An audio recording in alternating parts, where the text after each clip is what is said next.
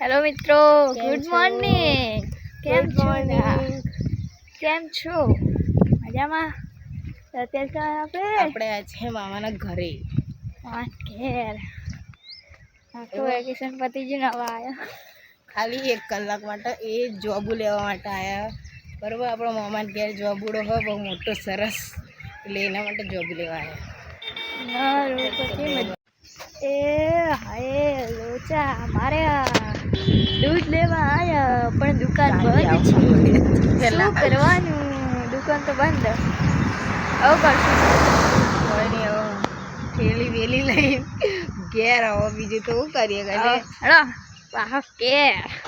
દુકાન જઈને આવ્યા પણ દુકાન તો મારું બેટું બંધ. હવે શું કરવાનું? કોઈ કરી નહીં છે. ગામમાં એટલા બધા હેડિંગ કોણ જાય, એટલા હવે કેન્સલ રાખ્યું હોય. છાશ નહીં પીએ તો ચાલશે, પણ એટલા બધા હેડિંગ ગામમાં કોઈ ના જવાય નહીં.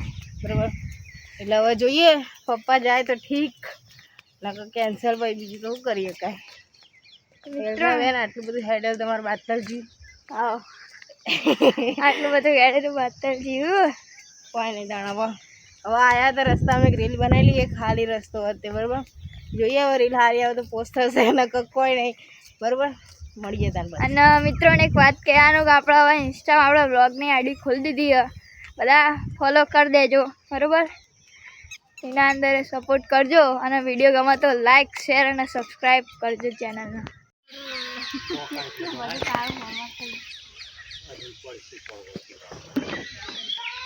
જોબુનો વરસાદ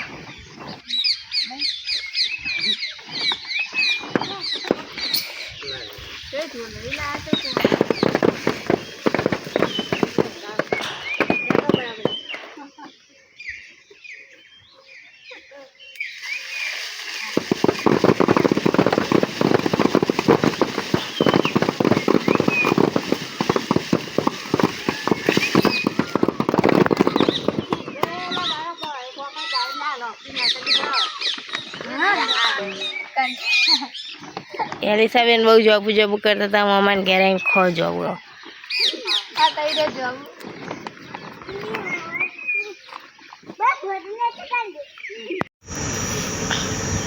હા, ચોથી ફૂલ તોડાયા. પેલો પેટ્રોલ વાળો ભાઈ મારશે તને. ફૂલ તોડવા ના પાડી. લગાવી દે, સારું લાગે. હા, બહુ મસ્ત લાગે, ચૂડેલ જેવું.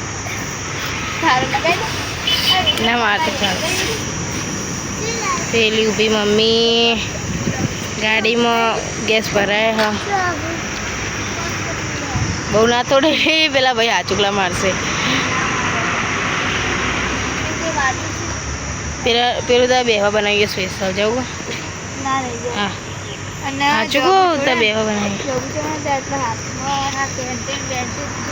બધા ડાઘા પાડે. એવું ચીતા પડે ટંગલી. જબર અવાજ આવે ને. હા, પછી બાકી